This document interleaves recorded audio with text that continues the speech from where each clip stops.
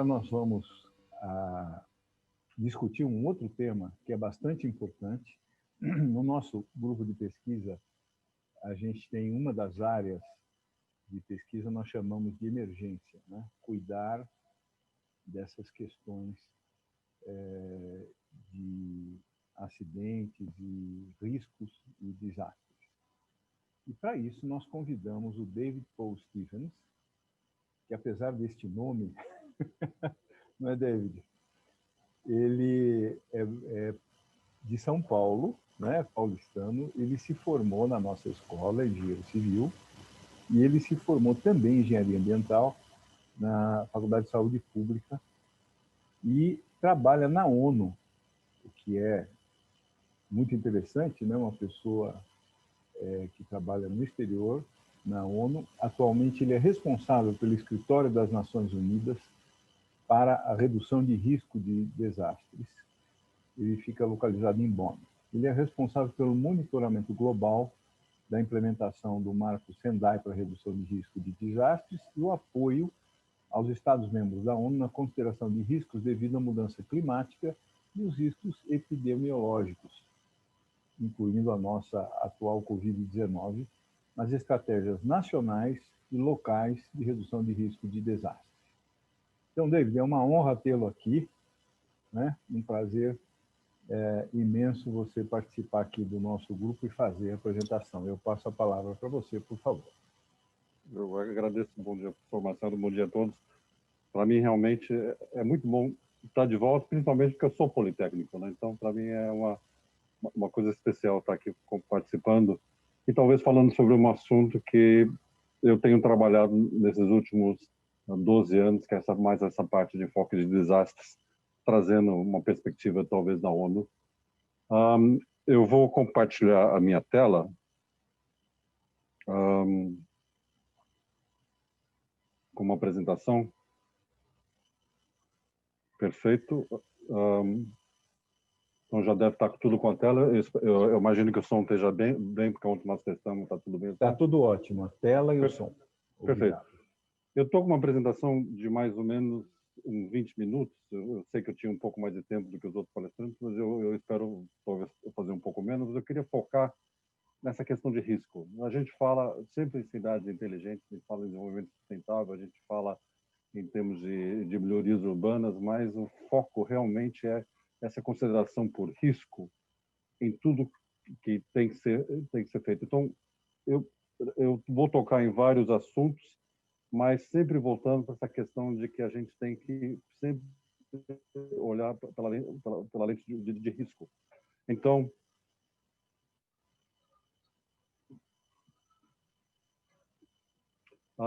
alguns pontos de partida.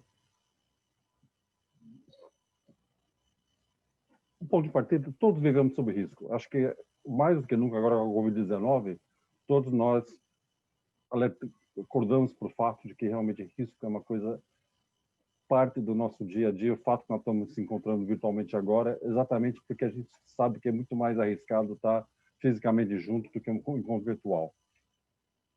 Desastres não são naturais, então toda essa questão de que desastres acontecem por acontecer, não. Elas acontecem porque pessoas vulneráveis estão morando em áreas onde são consideradas de perigo e, obviamente, depois elas acabam sendo impactadas. Essa questão de desigualdade social. Infelizmente, as pessoas mais vulneráveis acabam sofrendo mais as consequências, os impactos de desastres. Já visto agora essa questão da Covid-19. E focar nos fatores ampliadores de risco. É um outro assunto que quero tocar. E essa mudança de foco, essa mudança de ser mais proativo. Vamos reduzir os riscos, não vamos esperar o impacto. Então, essa é uma mudança de paradigma. Desses pontos de partida, eu queria só desenvolver um pouco essa questão de risco. Todos vivemos sob risco e essa necessidade de focar nos fatores ampliadores.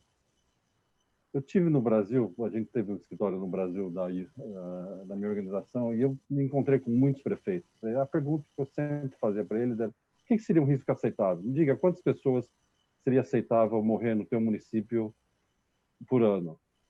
E aqueles prefeitos que entendiam mais essa questão de risco sempre falavam, não, morre tantas pessoas em enchentes, tantas pessoas problema de seca, então 10, 15 pessoas por ano. Quer dizer, são pessoas que têm essa visão de que a gente nunca elimina o risco, a gente gerencia o risco, mas o que a gente quer é diminuir o impacto do risco. Então, um prefeito que fala, não, é zero, é um prefeito que realmente não está consciente do fato de que o risco é uma coisa que a gente gerencia e diminui. Todos vivemos sob risco. Então, obviamente, a gente fala sobre as coisas mais evidentes, sobre uma enchente ou um incêndio, como os incêndios que estão acontecendo nesse ano, um terremoto, mas o fato é que você tem aqueles eventos que são mais... que acontece uma vez a cada milênio, como o caso do evento de Tunguska, o meteorito que atingiu em 1908 na Sibéria. É um evento que basicamente arrasou uma área de 2.000 km², tinha um impacto de 1.000 bombas de Hiroshima, e é uma realidade.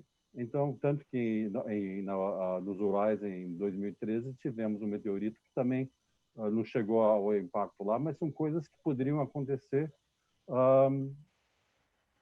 agora. A grande verdade é não se pode acontecer, mas quando vai acontecer. Então, são riscos que a gente tem que levar em consideração e trazendo para o nosso assunto do dia a dia hoje, que é a Covid-19, que a gente está repetindo agora, a influenza espanhola de 1918, que é uma coisa que todos sabiam que poderia acontecer e, obviamente, alguns países se prepararam melhor, outros pior, mas são coisas que têm que ser consideradas quando você vai olhar para risco.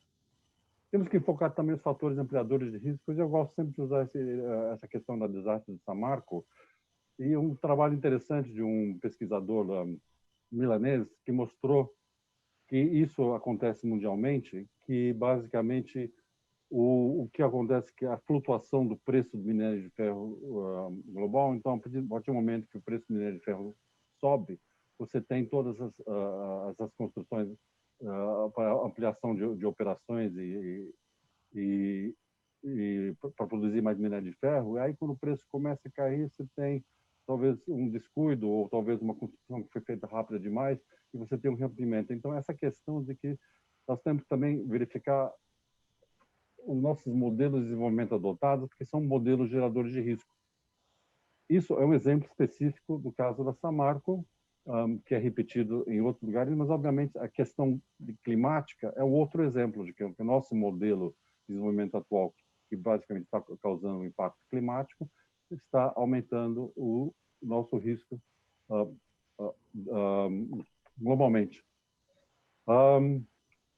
Essa mudança de mentalidade de que nós temos que, talvez, não apenas enfocar no que a gente já estava enfocando de inundações, terremotos, tsunamis, na verdade, ele mudou a partir de 2015, quando os países adotaram um novo marco de Sendai, que basicamente estabeleceu um novo paradigma de como os países deveriam encarar essa questão de redução de risco de desastre. 2015, obviamente, foi um ano ímpar em termos de acordos globais. Começou com Sendai, focando na redução de risco, tivemos depois a questão da Agenda 2030 de Desenvolvimento Sustentável, culminou com o Acordo de Paris em dezembro, questão climática.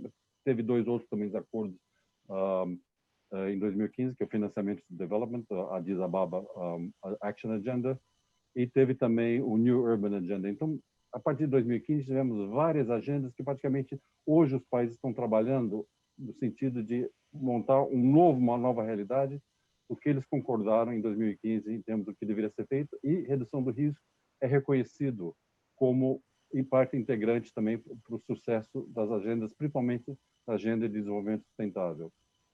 O Marco Sendai, ele mudou o enfoque de redução de risco, de perda de desastre para redução de risco. Estamos olhando hoje como reduzir risco. E mais importante, que nós estamos olhando os riscos atuais e os riscos futuros. Então, hoje, qualquer plano de resiliência tem que olhar as mudanças climáticas. Não se pode mais apenas olhar riscos atuais, olhar o passado, mas também já projetar para o futuro. E isso é interessante. O escopo ampliado, ameaças extensivas como seca, ameaças de pequena escala, como inundações frequentes em áreas urbanas, mas o mais importante, a questão das ameaças tecnológicas, como essa explosão que teve recentemente em Beirute, e biológicas. Sendai calcou a necessidade de que os países também considerassem as questões biológicas e as pandemias. Tanto que agora todos os países estão revisitando os seus planos nacionais para verificar como é que essa questão de pandemia está sendo incluída nessa questão de estratégia. Reconheceu também que essa questão de redução de risco de desastre é uma coisa compartilhada por várias partes interessadas. Então, vários setores da sociedade têm que estar integradas e participando dessa questão de redução do risco. E também enfocou a necessidade de termos planos de ações nacionais e locais. Resumidamente, tem 7 metas de Sendai, que eu não vou entrar em todos eles, mas eu só vou reforçar que uma das metas é que até 2020 os países têm que ter planos estratégicos nacionais de redução de risco de desastres e que esses planos nacionais têm que estar refletidos nos planos locais. Como estamos falando de cidades, vamos enfocar, então, nessa questão de cidades resilientes. Então, nós temos uma campanha mundial, que é a parte da construção de cidades resilientes, que hoje está justamente implementando as prioridades e as diretrizes de Sendai para as cidades em termos de garantir também que essa questão de risco seja considerada nos planos urbanos dessas cidades. O Brasil hoje representa, no mundo inteiro, o país que tem mais cidades que aderindo. Basicamente, os prefeitos se comprometem, assinam um acordo e se comprometem a trabalhar para ter as cidades resilientes. Obviamente, é um compromisso que depois tem que ser implementado. O Brasil tem 1.065 cidades hoje que estão comprometidas. O prefeito realmente assinou o compromisso, dos quais 467 estão no estado de São Paulo. E São Paulo, na verdade, reflete isso. Temos várias cidades em São Paulo que já têm implementado planos de resiliência. Essa questão de cidade de resiliência tem os princípios orientadores. Eu não vou entrar nesses 10 princípios orientadores, porque seria, na verdade, um workshop à parte só para poder ver todos esses princípios.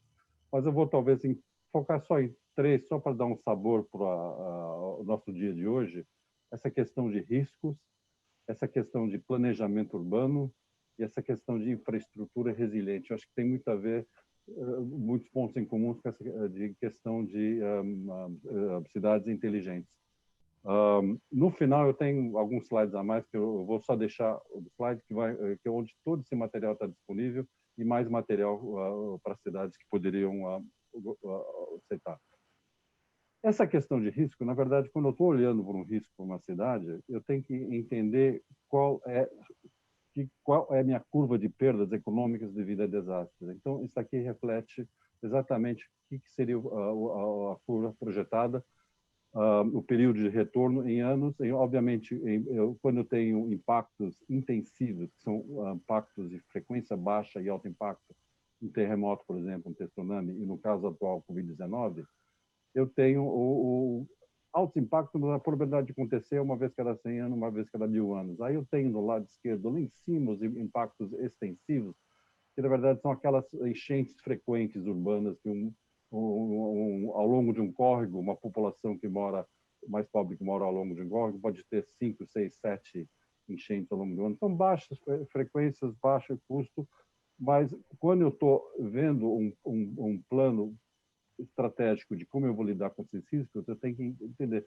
Quer dizer, a decisão de saber onde eu vou implementar atividades para reduzir esse risco tem que levar em consideração que há vários riscos. Obviamente, tem alguns riscos residuais, são aqueles riscos que você não consegue, na verdade, minimizar. Quando você tem um tsunami que nem do Oceano Índico, 2004 realmente tem um impacto tão grande, você não tem como minimizar, e certamente Covid-19 é um outro também que tem isso.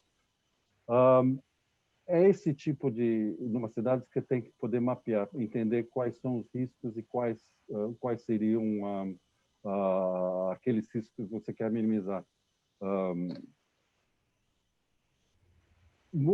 Nessa questão de riscos, de identificação de riscos atuais, nós temos que entender duas coisas. Primeiro, o ponto de partida é que nós temos que ter uma governança integrada de riscos.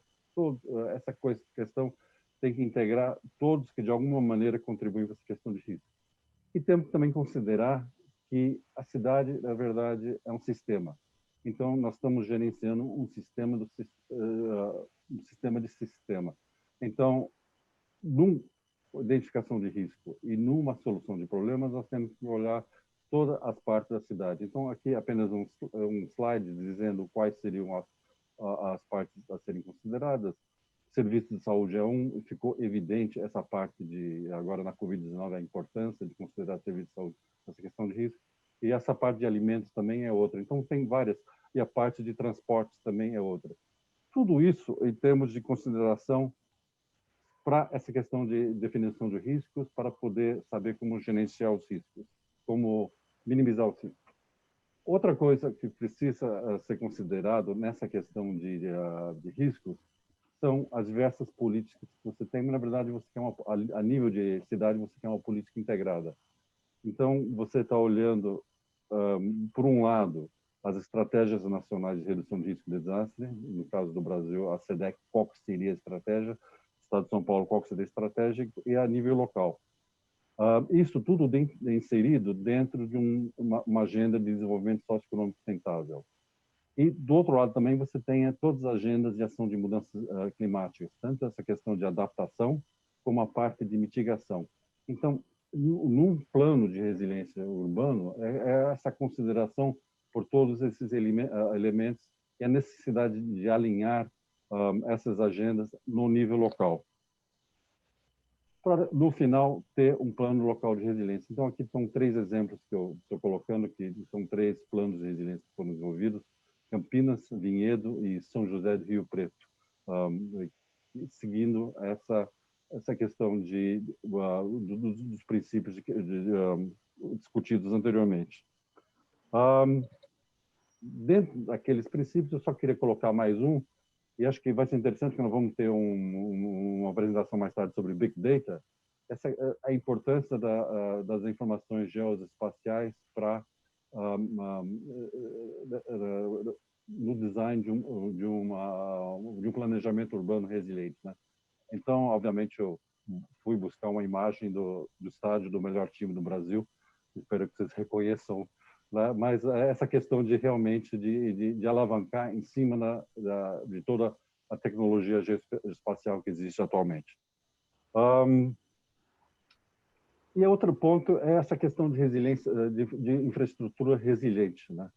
Que nós temos realmente, nós como engenheiros temos a obrigação, na verdade, de sempre garantir que tudo que a gente está construindo está levando em consideração risco atual e risco futuro. E eu gosto sempre, talvez, de mostrar esse exemplo da ciclovia Tim Maia, que basicamente, do projeto básico, está escrito lá que a encosta em determinados pontos é íngreme e considerada zona de respingo de maré, o que aumenta o grau de dificuldade de execução das obras. Então, só voltando aqui, esse aqui é o respingo de maré que o projeto básico identificou. Quer dizer, é uma obra que não estava nem construída correta para o risco atual, muito menos com o risco futuro, porque nós sabemos que as mudanças climáticas, essa questão de aumento do nível do mar é uma realidade. Então, como engenheiro, nós temos que realmente essa parte de construir, aumentar essa resiliência, levando em consideração riscos atuais e riscos futuros. Como eu disse, eu tenho alguns slides com alguns recursos, vai ficar no slide, mas onde todo esse material sobre cidades resilientes pode ser consultado.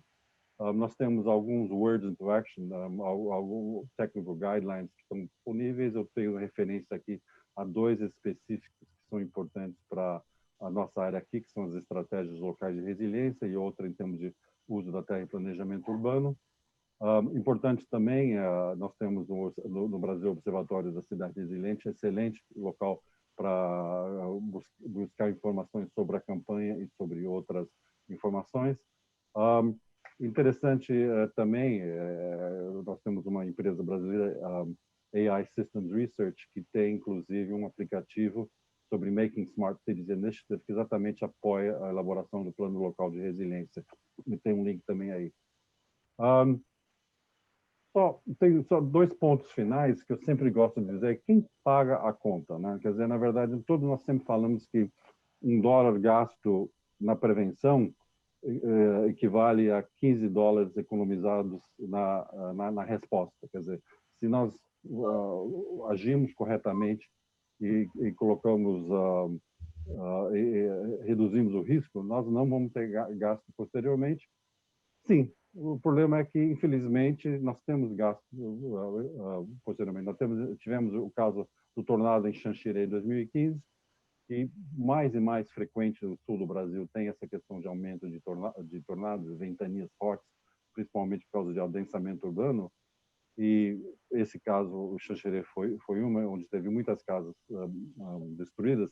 Aí o governo vai lá e constrói uma casa. Aquela fotografia do lado direito é exatamente a casa que foi entregue, né? Então, 2 pontos. Primeiro, se é uma realidade de que há mais e mais ventanias, nós precisamos mudar o código de construção e ter construções que realmente aguentem essa nova realidade de risco. E outra, essa casa lá direito, eu tive lá, eu vi essa casa, é uma caixa de fósforo, quer dizer, a próxima ventania que der vai ser levada embora na hora. E na mesma linha também, né? Sempre quando tem uma enchente no Brasil ou qualquer coisa, mais uma vez o governo federal libera recursos. São recursos que todos nós estamos pagando. Quer dizer, realmente, para nós, temos que insistir nessa ideia de que realmente vamos gastar o dinheiro na redução do risco. E só mais um slide que eu sempre gosto de mostrar. Tem um prêmio internacional de redução de risco de desastre, que é o Sasakawa Award, que é o principal prêmio que reconhece todas as ações positivas na área de redução de risco de desastre. Então, em 2019, quem ganhou esse prêmio foi a Defesa Civil de Campinas. Excelente. Para quem conhece Campinas, sabe o trabalho excelente que está fazendo em muitas outras cidades no Brasil. E em 2013, quem ganhou esse prêmio foi a cidade de Belo Horizonte. E o coordenador de Belo Horizonte na época era o Coronel Lucas, que no momento ele é o secretário nacional de Defesa Civil. Eu só gosto de mostrar isso, que realmente no Brasil nós temos muita coisa dando certo. E com isso eu espero ter levantado algumas coisas sobre essa necessidade de que em toda a discussão que a gente fala sobre Smart Cities, sempre trazer essa questão de risco e como é que nós podemos incorporar essa questão de risco no Brasil, ainda mais num país como o Brasil, que tem tanta coisa acontecendo e tantas cidades já focando nessa questão de resiliência. Obrigado, professor. De volta para o senhor.